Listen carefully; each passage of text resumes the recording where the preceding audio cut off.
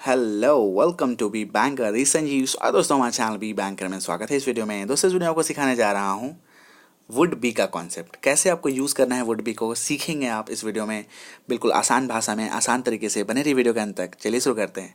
But उससे पहले आपसे गुजारिश होगी, अगर हमारे चैनल पर नए हैं तो प्लीज़ चैनल को सब्सक्राइब कर लीजिए, बेल आइकन जरूर प्रेस कीजिएगा ताकि आपको वीडियो की नोटिफिकेशन ऑन टाइम मिल जाए और आप हमें फॉलो कर सकते हैं किसी भी सोशल मीडिया प्लेटफॉर्म पर, चाहे वो फेसबुक हो, ट्विटर हो, टम्बलर हो, इंस्टाग्राम हो, टेलीग्राम हो, WhatsApp हो, everywhere we are, and must like the video because video is top class A1 धांसू as usual. Okay, चलिए शुरू करते हैं। दोस्तों समझ लेते हैं कि वुड बी का प्रयोग होगा कहाँ पे। जब भी किसी सेंटेंस के अंत में, हिंदी वाक्य के अंत में आपको रहा होगा, रहे होंगे, रहे होगे, रही होगी, रहा होगा, रही होगी, ऐसा कुछ दिख जाए, रहा होगा, है ना, तो आपको वुड बी का प्रयोग करना है। क्लियर है? पहुँचते हैं सीधे स्ट्रक्चर में। Subject plus would be plus V1 plus ING। Subject तो लगेगा ही, वुड बी लगा देंगे, वर्ब का पहला फॉर्म लगा के उसमें ING चिपका देना है, हो जाएगा काम कंप्लीट, है ना। सब्जेक्ट की जगह पे आई रख लेते हैं, वुड बी की जगह पे वुड बी, V1 की जगह पे ईट और ING की जगह पे ING। I would be eating, मैं खा रहा हूँगा।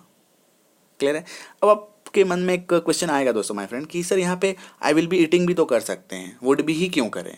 आई विल बी ईटिंग करेंगे तो भी तो मतलब वही आएगा, मैं खा रहा हूँगा। लेकिन दोस्तों कोई घटना फ्यूचर में हो रही है, मैं खा रहा हूँगा, क्या आप 100% श्योर हो कि आप खा रहे होंगे? नहीं। ये जो होता है, जो फ्यूचर में जब भी कोई काम होता है वो थोड़ा डाउटफुल होता है। 100% होगा ही होगा ऐसा नहीं कह सकते, अनलेस कि जैसे कि कल सूर्य उगेगा, है ना, ये इस तरह के वाक्य के लिए आप कह सकते हैं विल बी। बट मैं खा रहा हूँगा तो जो स्पोकन में आप कंफर्म नहीं हो सकते, इसलिए वुड बी का प्रयोग करते हैं।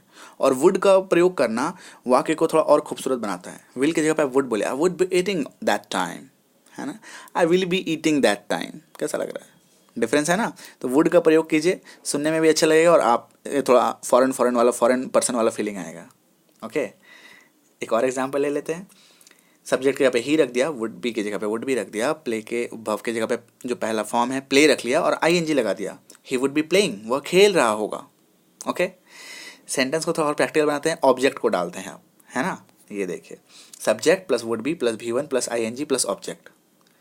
सब्जेक्ट की जगह पे वी रख दिया, वुड बी की जगह पे वुड बी, V1 की जगह पे टेक, ING की जगह पे ING, ऑब्जेक्ट की जगह पे tea, we would be taking tea, हम लोग चाय पी रहे होंगे। ओके, एक और एग्जांपल ले लेते हैं। सब्जेक्ट के जगह पे यू रख देते हैं, वुड बी की जगह पे वुड बी, एंड वर्ब की जगह पे प्रिपेयर एंड ING की जगह पे प्रिपेयरिंग हो गया, प्रिपेयर मिल और ING मिल के, एंड ऑब्जेक्ट की जगह पे for examination, you would be preparing for examination. आप परीक्षा की तैयारी कर रहे होंगे उस वक्त, समझे, है ना। ओके, उम्मीद करता हूँ आप समझ चुके हैं। तो लेते हैं इस वीडियो का होमवर्क कॉलम। होमवर्क ये है कि वे लोग पढ़ रहे होंगे, इसका ट्रांसलेशन करके अभी के अभी आपको कमेंट बॉक्स में टाइप कर देना है। और अगर आपको थोड़ा सा भी लगता है कि डाउट है, थोड़ा कन्फ्यूजन है, प्लीज़ वीडियो को एक बार रिवाइंड कीजिए, वॉच अगेन कीजिए, आप जरूर समझ जाएंगे। I am 110% sure. Okay, thank you so much for watching. बने रहिए ऐसे ऑसम वीडियोज़ के लिए बी बैंकर के साथ। Be with be bank inspiring life knowledge. All the best, happy learning.